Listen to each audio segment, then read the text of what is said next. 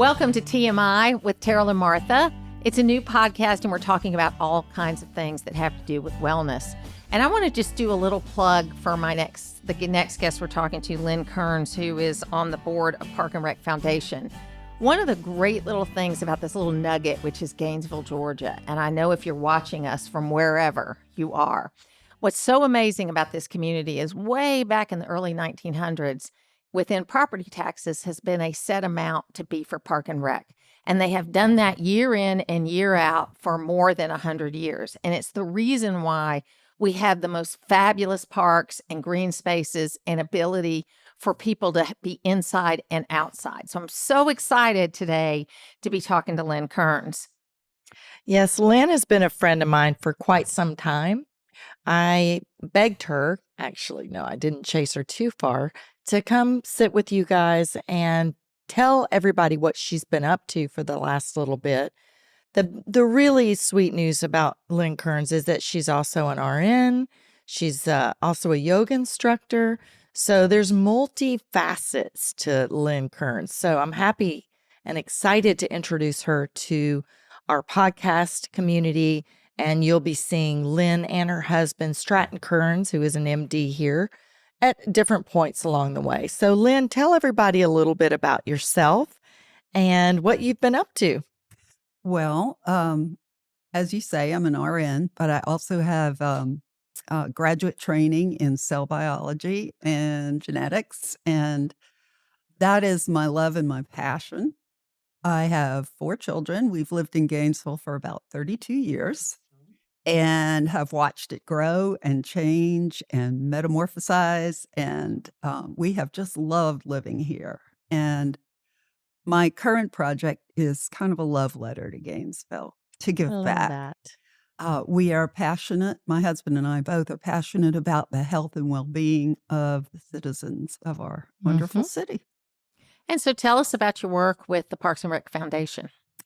Well, I got onto it because I'm very interested in green space. My sister, Joan Maloof, is the founder of the Old Growth Forest Network and really brought me to the awareness of how important it is to preserve our old trees and our forests and how beneficial they are to our health and the health of the community and how valuable they are. So I got interested in that, and then I met a few people who invited me onto the board, and I thought, well, it's my time to step up and serve, and maybe I can do something here.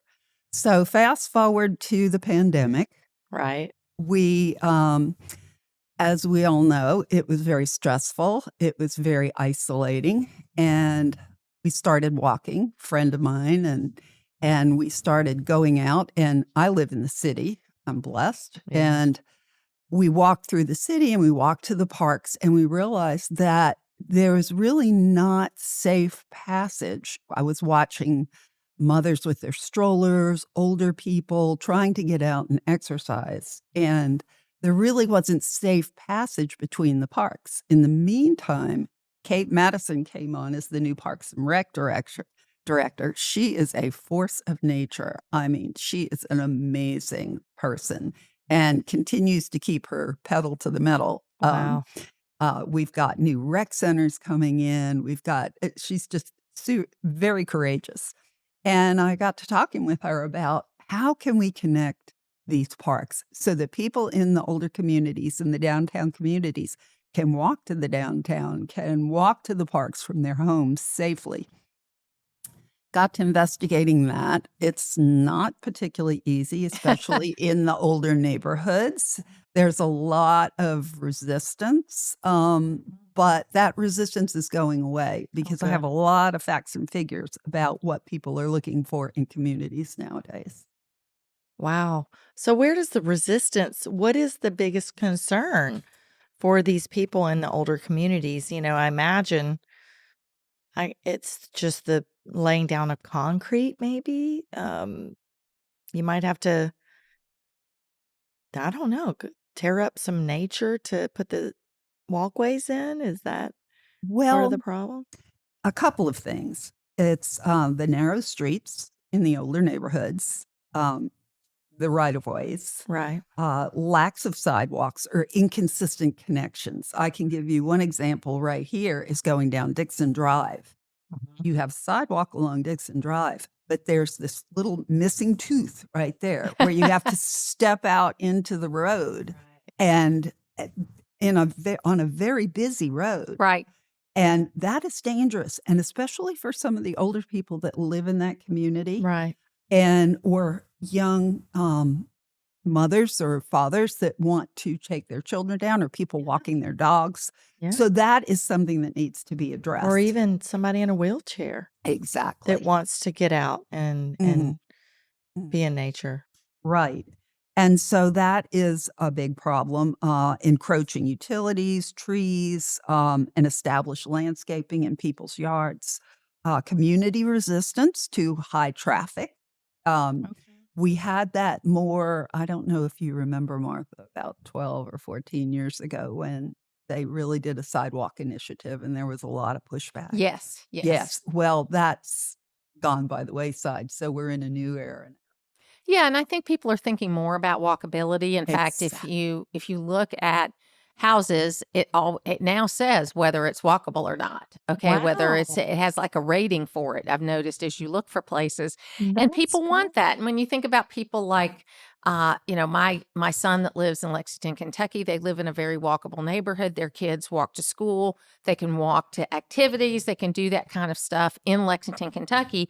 And we've got the same kind of thing that my daughter that lives in Buckhead, she lives in a neighborhood that's very walkable, and people can be a part of that. But you mentioned several things like safely connecting the parks and where the older neighborhoods are. But you look at it as a legacy, don't you? I do. I look at it as a legacy. It's an opportunity for us to make decisions, Yeah. and particularly people in the leadership position, Yes. because they have control of the funds to earmark these funds for these particular projects. And I think that, I mean, I can get into that a little bit later, but the leadership has a responsibility and they are stewards of our community's health. And that's really important. So I think sometimes we all lose focus of that. We Right. just think, oh, everybody's got the best interest in mind. But I think sometimes everyone needs to be reminded that quality of life is really, really important. And for look, the let's health. face it, people just don't like change. Exactly. Okay. Their neighborhood's always been that way. It's always in there. And that's not a bad thing necessarily. Okay. But people are very resistant to change, especially when it's about their home. And Exactly. I think, one of the things I've noticed, because we now, I do a show on WDUN in Gainesville, 9 to 11, Monday through Fridays. It's called the Martha Zoller Show. And we now have a studio on the square. And so I kind of get to see the square come alive every Yeah. morning because I start at 9 o'clock and there's people out there. And I got to tell you, I think it's wonderful and Right. fabulous, but I get nervous about all the dogs and like what kind of damage they may do to the property, because every dog owner is not as good as other dog That's owners true. about cleaning up after their That is animals. Do you very know what I'm true. saying? So I can understand. I bet that we all love our dogs, but if you're in a neighborhood and people start walking through with dogs, you're going to get concerned. You are. And as a matter of fact, you'll see on some of the neighborhoods that have good sidewalk connection, you'll see Right. little signs in their yard that says, please clean up after your dog. Right. So, Wow. and I'd probably have That is one a too. thing. So anyway, this is what's really important as far as the older neighborhoods, Right. but it is something that can be gotten around. Why does it matter? Well, for one thing, it's safe, the safety, Right. health. Mhm. It promotes health, it reduces chronic disease, and supports aging in place for older people. That's It im- important. That's a whole episode on Yes, it its is. own, isn't it? Yeah. Yes. And I don't know if you know some of the my friends that have sold their houses out in the suburbs and they've moved into town in the little condos Right. and they love the walkability. Yeah. Believe it or not, the pedestrian access, even though you may have a sidewalk going through your front yard, it increases your property values. So, and it also increases civic engagement. Local parks and greenways improve mental health and well-being. And I'm sure being on the health podcast, you know that Right. loneliness is almost epidemic. Well, it's funny, and we'll talk about that in just a minute, Mhm. but I love George Carlin, okay? I'm not going to quote him here because it's a family show. But Is it he though? he talks about, we made our houses bigger and bigger and bigger and bigger. Right. And For then we more just started stuff. staying inside. Do you know what I mean? And that where you used to sit on your front porch and people would walk by and you talk to people and you knew your neighbors and all Right. that kind of stuff.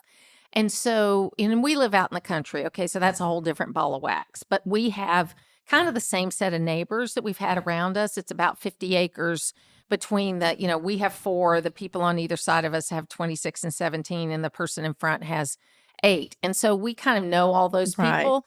But there is something about as people get back out again and you can actually talk to people. We've talked about the loneliness side of all of Right. this and it's a big thing because, I have this tagline on my radio show where I say, you need to vote, you need to parent your children, and you need to have a face-to-face conversation with someone. And you need to try to do that every day because we're not having that No. human interaction. And we No. need that. We need that more than we need to know what the news is. I hate to say that, folks, because I'm a news girl. She I really love is. current events, but you need to have that interaction with people more than Right. you need to know what the latest news is on your phone. So I think it's important. And I know it's a sign of age when you start talking about how things are changing, but I think this is really going back to the way things were. Exactly. And it doesn't matter how old you are. 50% of U.S. adults report feeling lonely. 50%. That's a 50%, huge number. That's epidemic. That is amazing. Or if anybody out there is feeling that way, get out outside and take a walk. Take a walk. That's why we're here having this talk right now. Most people who know me know I'm a big Anglophile, but in the last couple of years, of course, the Princess of Wales, Catherine, had cancer, and very recently, she was very quiet about it, but very recently she released a video announcing that she was cancer-free, but also talking about how getting out into nature and being connected with the outside and the people she loved was one of the major things she did, in addition to all the treatment she had, to be able to feel like herself and to get things going. And we're all going to deal with these kinds of crises in our lives. Everybody does. Nobody, you think everybody's got the perfect life, but nobody does. Okay. And what you have to do is, what do you do with your life? Right. Okay. Because, everybody's life has difficulties in them. And it's how you have the structure in place to deal with it is whether you're going to make it through or not. But if you're just sitting there by yourself, you're never going to access that. Exactly. And I think it really came to a head during the COVID epidemic. Oh, so much so. And, we saw huge problems with health. People who got out, they moved, they did better. They just did better. And we gave this ridiculous advice, and I'm not even going to get into any of the stuff about medical and all that stuff. I'm going to talk about movement.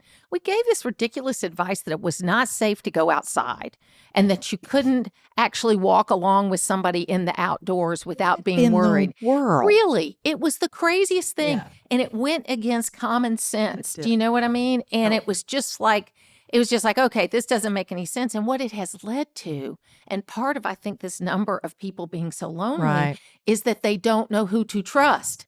The people that they trusted to give them advice gave them crazy advice like, don't go outside. My son was training for a half marathon, and he had been a cross-country runner, so he was a great runner. He's still a fantastic runner. And he was at the beach running, and people were jumping off the sidewalk to try to get away from him because they were afraid he was going to give them COVID. And it's just like, this is so ridiculous. You cannot run 13 miles with a mask on your face. I'm sorry, that's just not going to work. And you're probably going to be a lot healthier at the end of it. Absolutely. One of the most important things to do is to breathe deeply and get your lungs moving. Right. And get all of that going. And there were a lot of crazy things. And these trails, or this action that we're taking to try to connect these parks, will connect human beings along with that. Because, I mean, not just do I believe we need nature to thrive, not to just survive, but we need nature to thrive. We need the trees, we need the plants. I think there needs to be real consideration given when we go to cut trees down, and where and how many more trees are we going to plant back after that process, because human beings need those trees. Well, and one of the great things about living where we do, whether it's Gainesville or it's in the metro Atlanta area, which you kind of alluded to earlier, is that if you fly into Atlanta, it is one of the greenest places you're ever going It's to true. see. You cannot believe it is a city of 5.5 million people when you look at the green space. I was before we recorded this, I was at a luncheon where I had to drive through some of those old neighborhoods in Atlanta, Mhm. and it was green and lush and beautiful. And I'm so proud we live in an area where that's valued, because there's other places where they've just chopped everything down, Everything. and that's not the case in the metro Atlanta area, or what we like to call us the exurbs, which is The Gainesville. exurbs. The exurbs. We're not the suburbs, folks. We're the exurbs. Exurbs. Yes, you're absolutely right.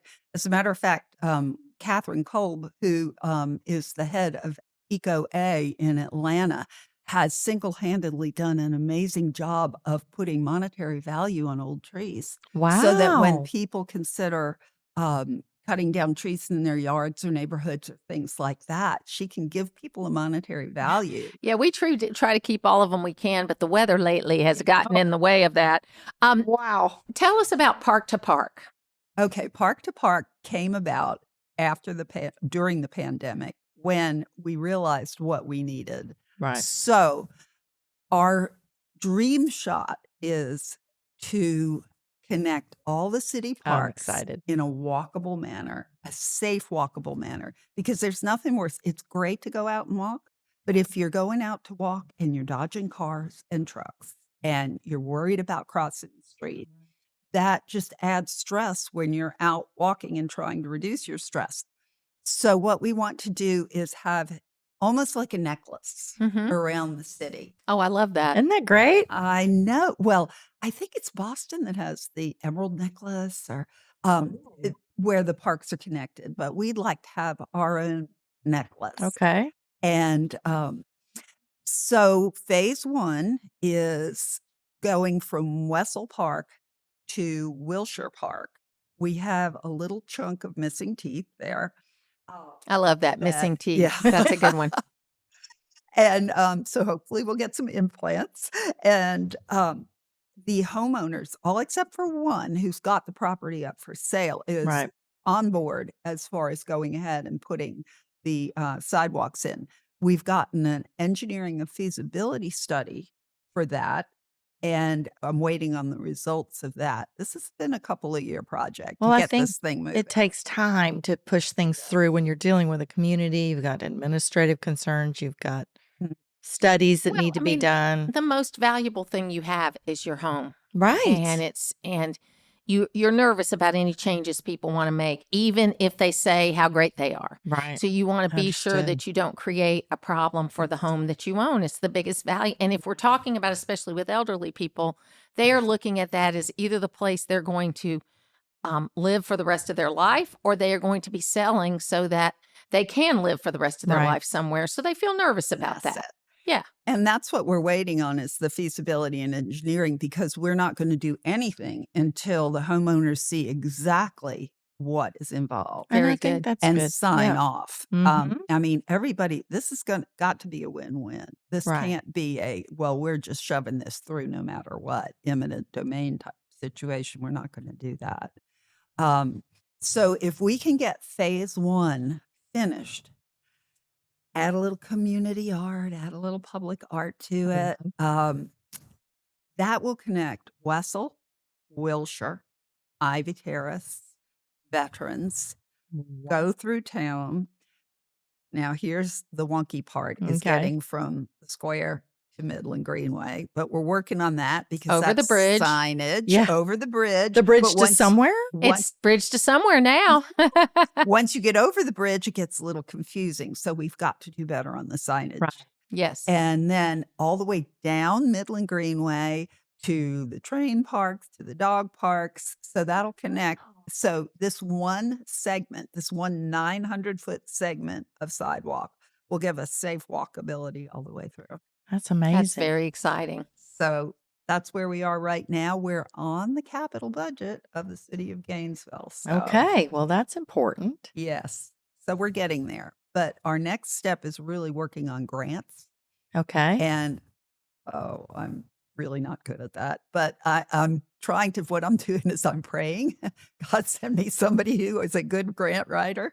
Okay. Because Anybody out there, it doesn't there matter is- when this airs. She needs you. I have a name for you. Oh, I'll give it to you when we good. get done.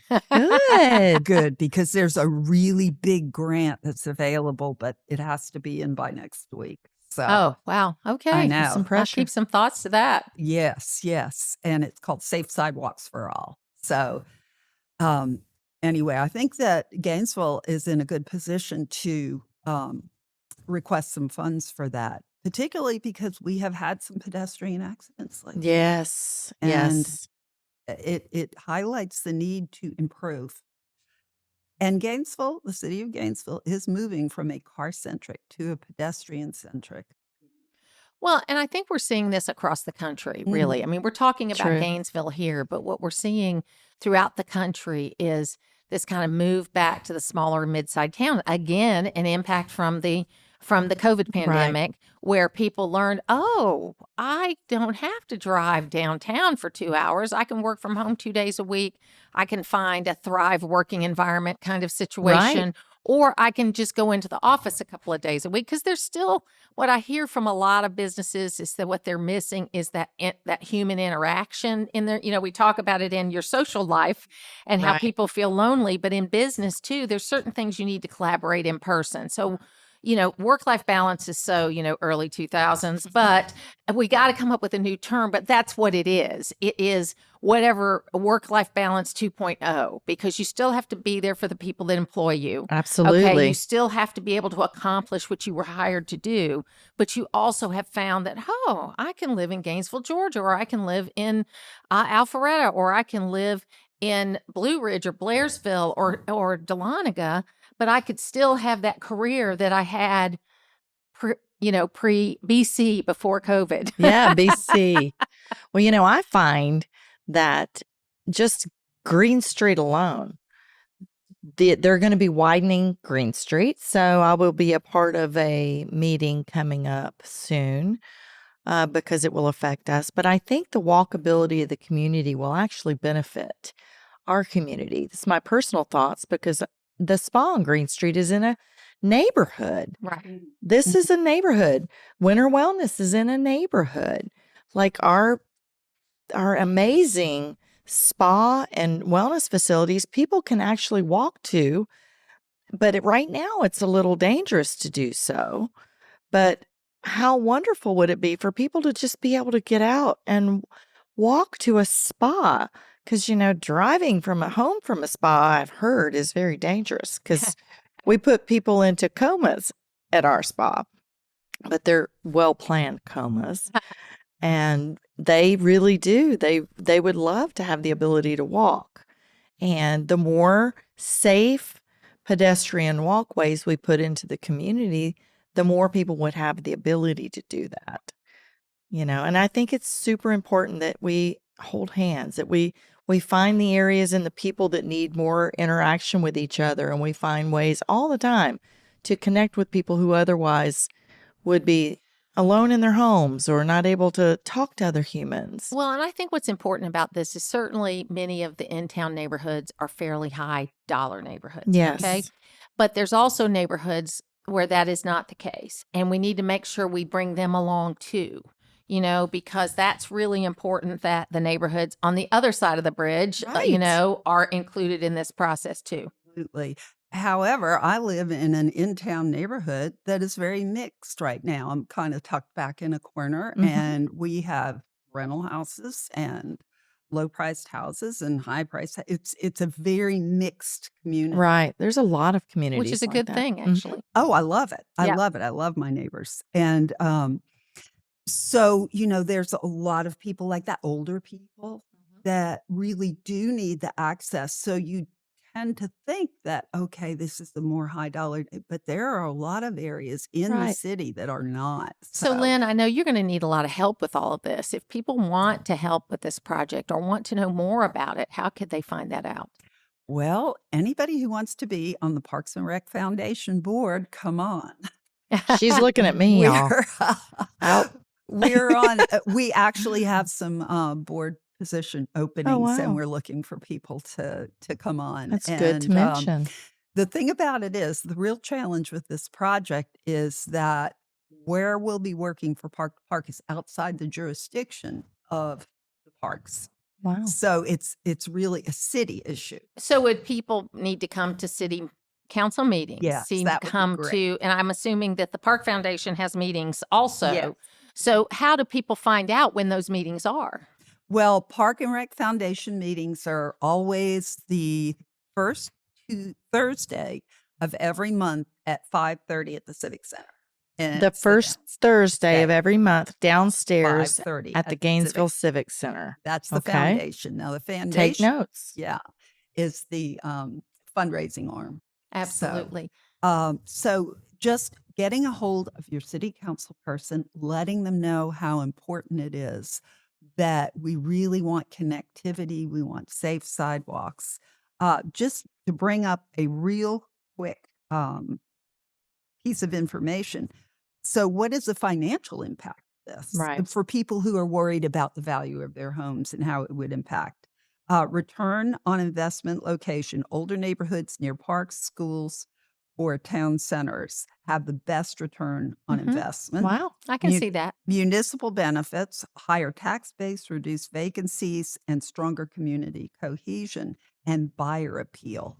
Young families, well-focused buyers, and remote workers. The walk score impact is $4,000 to $34,000 per 10-point walk score improvement. Wow. Wow. Very exciting. It Very is exciting. very exciting. So I hope that motivates people who are sort of on the fence. And for, anyone that's not in Gainesville, there's a lot of Lynn's out there, I bet, who would love to see this happen. You can make changes in your communities, not just in your bodies. Martha and I are talking to you about making changes in your bodies, your mind, your heart, your soul.